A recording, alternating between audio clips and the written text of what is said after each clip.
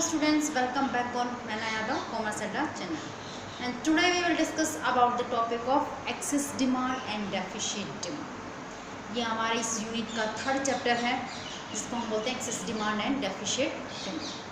Okay, पिछले जो दो चैप्टर थे एग्रीगेट डिमांड, इन्वेस्टमेंट मल्टीप्लायर, सब कुछ हमने क्या कर लिया, फिनिश कर लिया. ठीक है, आज लास्ट चैप्टर है इस यूनिट का जिसको हम कहते हैं excess demand and deficit demand. चलिए हम सबसे पहले एक्सेस डिमांड के बारे में डिस्कस करते हैं. होती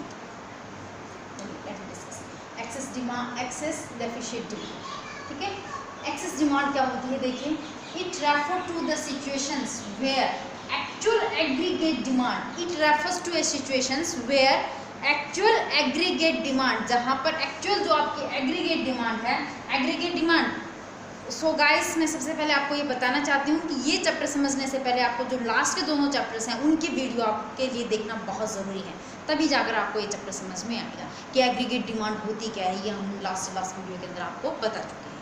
ठीक है, कि जो ये है कि ये वो सिचुएशंस होती हैं वेयर एक्चुअल एग्रीगेट डिमांड, जो एक्चुअल में एग्रीगेट डिमांड है, become higher than the aggregate demand plan. ठीक है, आया कुछ समझ में?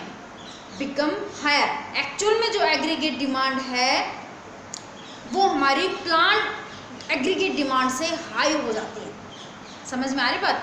जितनी डिमांड हमने प्लान की थी कि भाई इतनी डिमांड होगी, जब सभी के सभी बंदे काम पे लग जाएंगे उसके बाद इतनी डिमांड होगी, उस डिमांड से भी, दैट मीन्स वो एक्चुअल डिमांड हमारी, उस डिमांड से भी जो हमारी एक्चुअल डिमांड आती है, ठीक है, वो हमने जो डिमांड की थी हमने ये मान करके चले थे कि डिमांड हमारी कितनी होगी, 100. ठीक है, 100 होगी. लेकिन जब एक्चुअल में एग्रीगेट डिमांड आई तो कितनी आई हमारी, 150.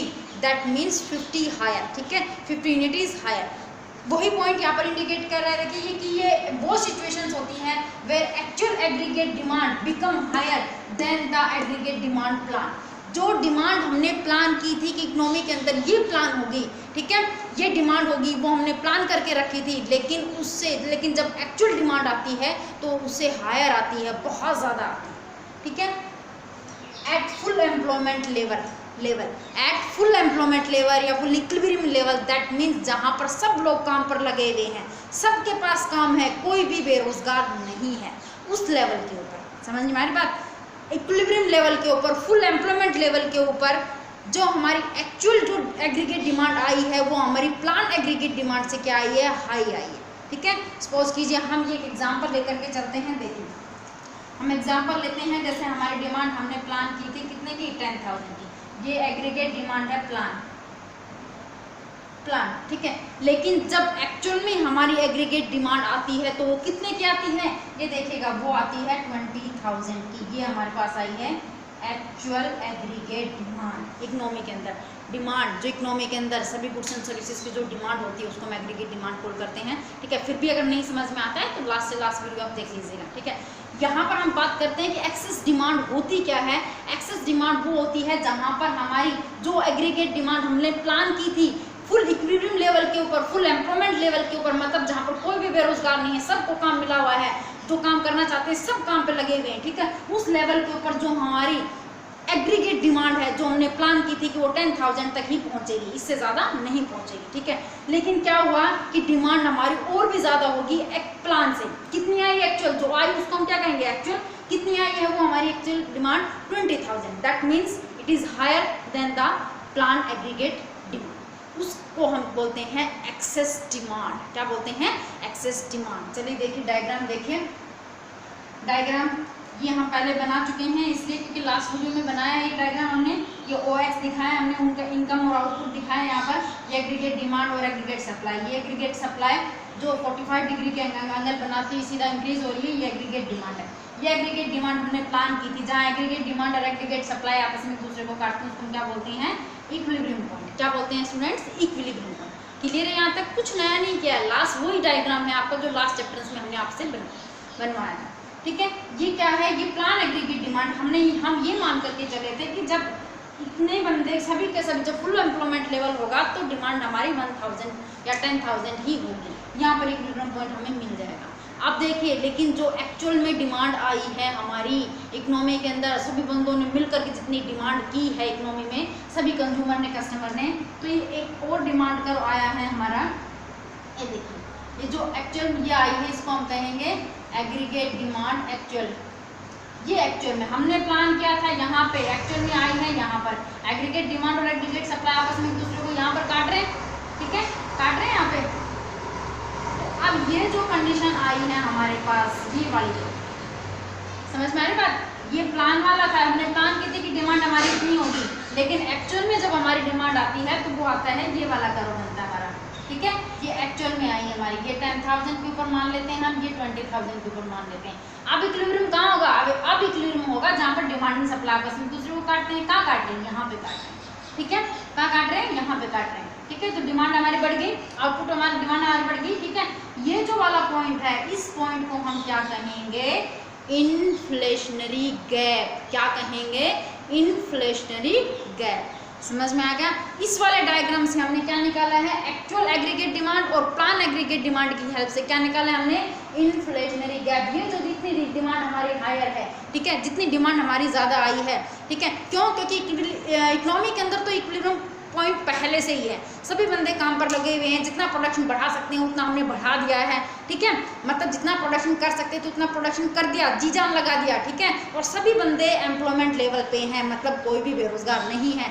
उस पर हमने ये मान करके चले थे कि हमारी डिमांड सिर्फ यहाँ तक ही जाएगी, लेकिन फिर भी क्या हुआ, ये हमने प्लान की थी कि यहाँ पर इक्विलिब्रियम मिल जाएगा हमें, डिमांड हमारी यहाँ तक ही होगी, लेकिन क्या हुआ, जो एक्चुअल में हमारी जो डिमांड आई है, एक्चुअल में जो हमारी एग्रीगेट डिमांड आई है वो काफ़ी ज़्यादा आई है, ठीक है। तो यहाँ पर इक्विलिब्रियम पॉइंट मिलेगा जहाँ पर एएस एंड एडी आपस में दूसरे को काटते हैं।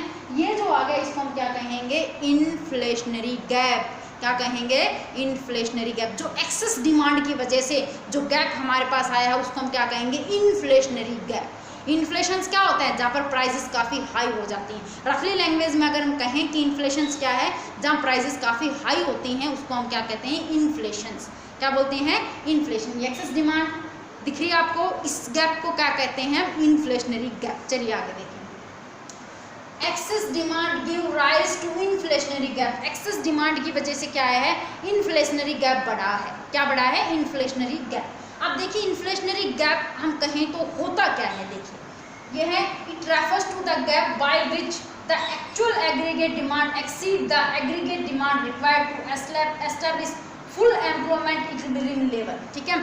जहाँ full employment equilibrium level establish करने के लिए जितनी एक्चुअल में हमें एग्रीगेट डिमांड, जो प्लान एग्रीगेट डिमांड थी उसके कंपैरिजन जो एक्चुअल में हमारी एग्रीगेट डिमांड जितनी ज़्यादा हुई है, द एक्चुअल एग्रीगेट डिमांड एक्सेसिड, ठीक है, मतलब हमारी जो एग्रीगेट डिमांड है, जो एक्चुअल में एग्रीगेट डिमांड है वो क्या है, हमारी ज़्यादा हुई है।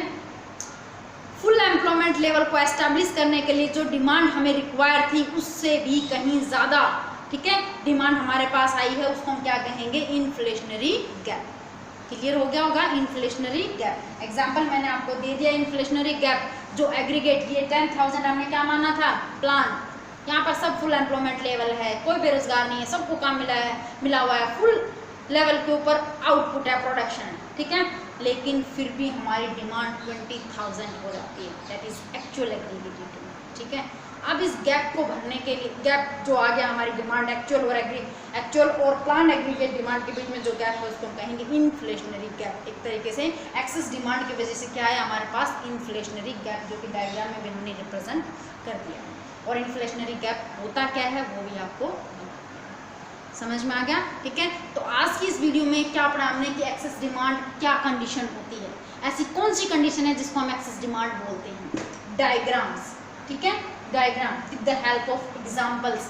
एंड एक्सेस डिमांड की वजह से क्या क्रिएट होता है, इन्फ्लेशनरी गैप। और इन्फ्लेशनरी गैप किसे कहते हैं, ठीक है। इन्फ्लेशनरी गैप एक रफली लैंग्वेज में अगर हम यूज़ करें तो कहते हैं कि जैसे प्राइसेस बहुत ज़्यादा हाई है हर किसी गुड्स एंड सर्विसेज की, उसको बोलती है इन्फ्लेशनरी गैप।